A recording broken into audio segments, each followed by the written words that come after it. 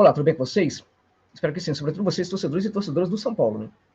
Mas também torcedores e torcedores do Corinthians, né? Eu quero tocar com vocês neste vídeo sobre este jogo que vai ter do São Paulo contra o Corinthians neste final de semana, mas também abordar a sequência do tricolor, né, gente? Porque o São Paulo conseguiu aí uma vitória espetacular, né? Uma classificação, na verdade, espetacular e vitória também contra a equipe do Atlético Goianiense. Para muitos que acham que não foi assim, né? Alguns acham que não foi.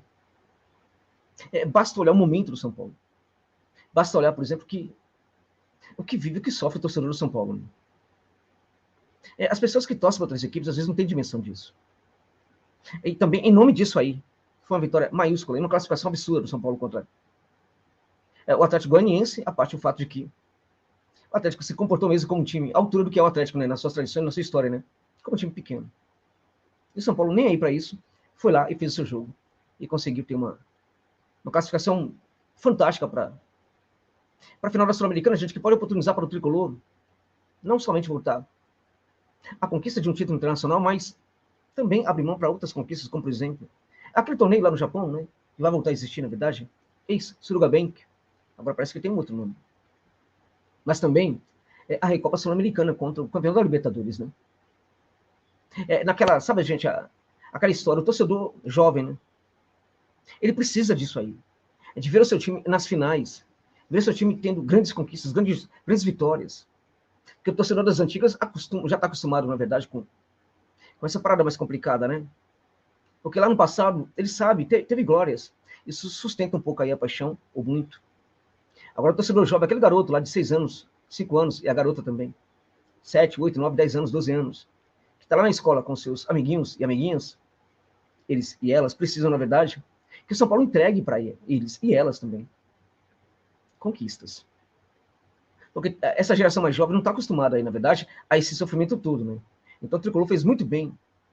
E aí, talvez, sabe, gente, aquela grandeza, toda a dimensão, né? Tudo que foi essa classificação, também se explica nisso aí, né? E talvez poucos entendam isso. Grandiosa a classificação do Tricolor. Contudo, neste vídeo vamos falar sobre a sequência, né? A sequência do Tricolor aí, né? Não somente no Brasileirão, mas também nas Copas, né? Antes disso, queria pedir sua autorização, gente, para abrir um parênteses aqui e falar. Este vídeo tem um patrocínio do OneFootball, né? Que é um aplicativo espetacular, né? Para você que ainda não tem, né? Não há sentido você não ter, né? O OneFootball entrega muita coisa de graça na tela do seu celular. E olha, o que mais me impressiona é a qualidade. A marca da velha qualidade alemã, né? Impressionante. E aí não há sentido nenhum de você não ter o aplicativo ainda. Olha, para você ter uma ideia, a gente tem de volta a Bundesliga, né? Botou com tudo, né? E você pode assistir todos os jogos ali, ao vivo, de graça, ali na tela do seu celular, no futebol. Só que ao lado, gente, olha só, ao lado de diversas outras ligas do futebol, ali da Europa, né? Dinamarca, Irlanda do Norte. Eu tenho curiosidade, Irlanda do Norte. Né? Inúmeras outras competições ali também. Japão, gente, olha só. A Polônia hoje está virando uma liga bem legal também. Mas o que é mais interessante aí é como o futebol ele se expande, né? Isso é incrível.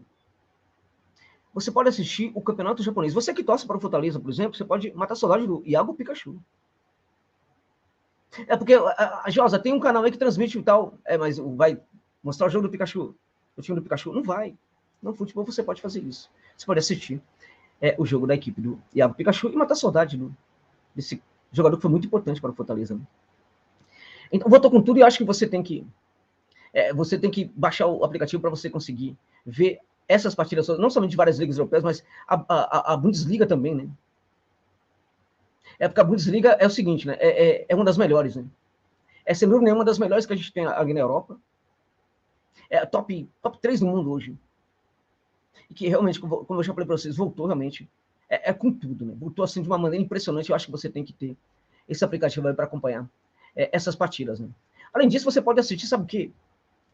Os melhores jogos do Campeonato Brasileiro, gente. Na verdade, os melhores momentos, né, dos jogos do Campeonato Brasileiro, de todos os jogos, imediatamente após terminar a partida. Só para você ter ideia, nesse final de semana aí, a gente vai ter, né, um jogo muito interessante do Fluminense contra o Fortaleza. A gente vai ter o clássico, é isso mesmo, o São Paulo. Se você não puder assistir o jogo, você pode acompanhar os melhores momentos depois. O São Paulo contra o Corinthians, né? E muitos outros jogos também você pode acompanhar na tela do seu celular, tá bom, gente? Então, não perca tempo, não. Baixa um fute, que só tem a ganhar. É porque eu vou dizer para você, hein? Você vai se divertir, vai se manter informado. Eu me mantenho muito informado através do OneFootball e também me divirto muito através do OneFootball. Então, deixa a dica para você. Use o link que está na descrição desse vídeo e também no comentário fixado para você baixar esse aplicativo espetacular. Espetacular.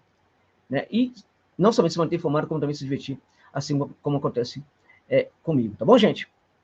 Então, vamos falar então agora sobre essa questão aí da agenda do São Paulo, digamos assim, né, para a sequência da temporada. Né? O São Paulo, como eu disse, venceu de forma espetacular. A gente precisa também olhar para o que foi essa vitória, para nós entendermos o que é a projeção da equipe para daqui para frente. Né? O São Paulo fez um jogo muito digno, muito da dignidade praticada pelo São Paulo em campo, contudo. Nós já tínhamos visto naquela partida contra o Fortaleza, e também naquela partida contra o Flamengo. Naquela partida deu muita coisa errada, né? Porque o São Paulo atacou muito, teve 26 finalizações contra quase nenhum aí do Flamengo, né? 6 corretas. Contra o Fortaleza foi um bombardeio também. 22 finalizações pro gol. Nesse jogo também teve foram 29 finalizações, gente. 29. Com a diferença de que 9 foram corretas, ou seja, aumentou a proporção entre finalizações e finalizações corretas, né? Só que a equipe não foi ferida, assim, sabe? Só a defesa não foi incomodada. E o comportamento da equipe do Dragão em campo foi um comportamento muito aquém do esperado, né? A equipe jogou realmente muito mal, né? Não quis encarar o São Paulo, teve medo do São Paulo, tentou jogar apenas para não levar gols, para que o jogo terminasse. Entrou em campo querendo que o jogo terminasse logo, gente. Com 2 minutos já queria que o jogo terminasse. Não queria fazer gols. Não queria incomodar o São Paulo. Quantas defesas o Felipe Alves fez? Só para você ter uma ideia. Então a gente pode falar, a defesa do São Paulo foi muito bem. A defesa do São Paulo não tem problema no jogo. Quando o Neves saiu, eu fiquei preocupado com a entrada do Pablo Maia. Não aconteceu nada de problemático. Por quê? Porque a equipe do Atlético Goianiense não submeteu o São Paulo a nenhum tipo de sofrimento.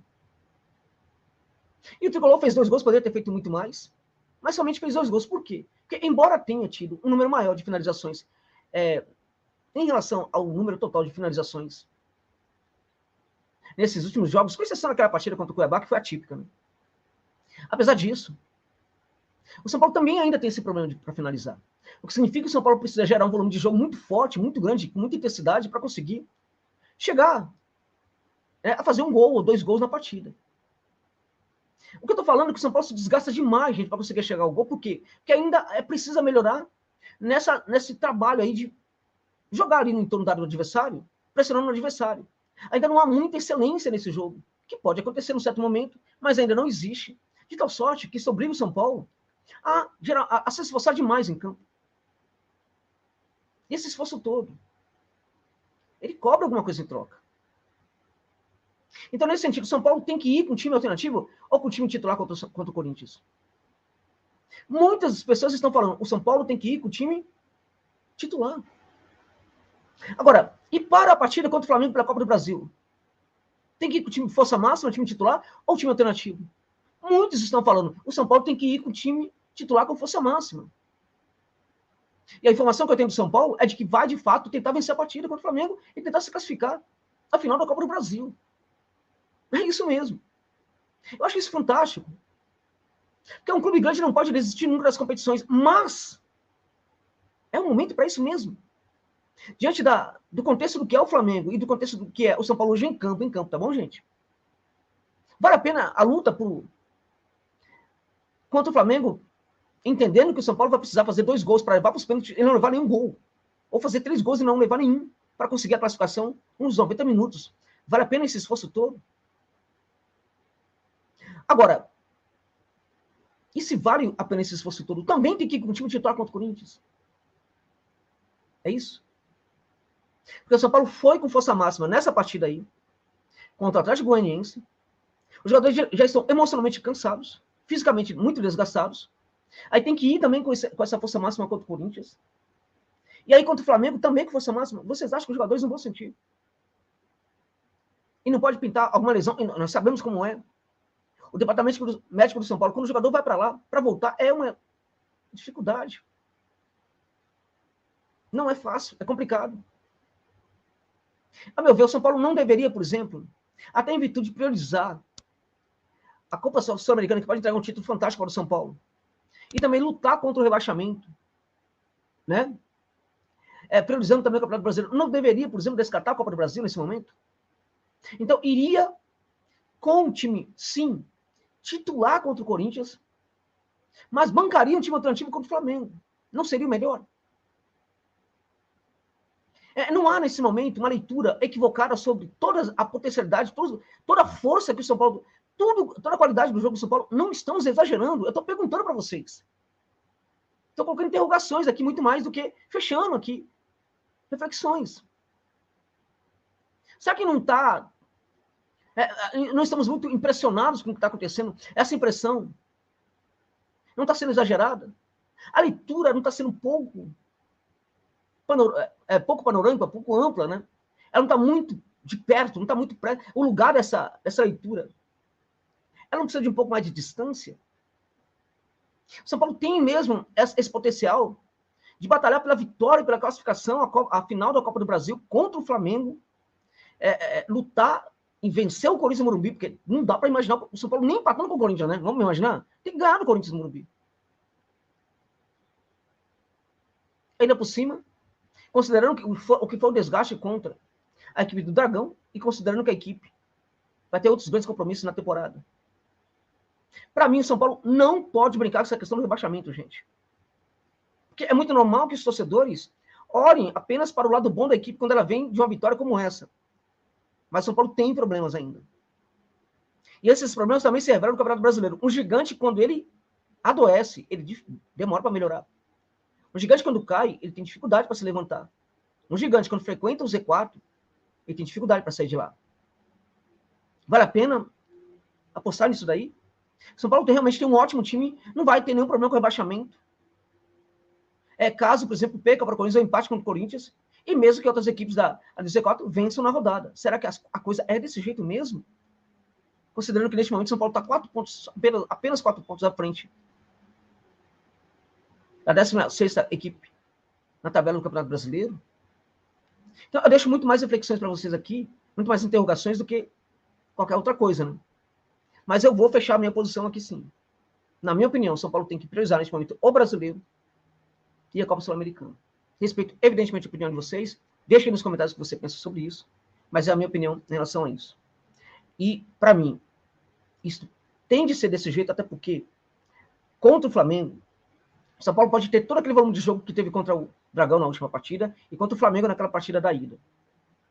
Mas o São Paulo não vai encontrar o Dragão em campo. Vai encontrar o Flamengo, que não vai ter o comportamento de time pequeno como teve o Atlético Goianiense. É mais uma reflexão que eu deixo para vocês aí, para vocês formularem aí, confeccionarem a visão de vocês sobre essa agenda do Tricolor. Mas, como eu disse, respeito muito a opinião de cada um em relação a este assunto. Muito obrigado pela gentileza de ficarem comigo neste vídeo, meus amigos e minhas amigas. Até o final.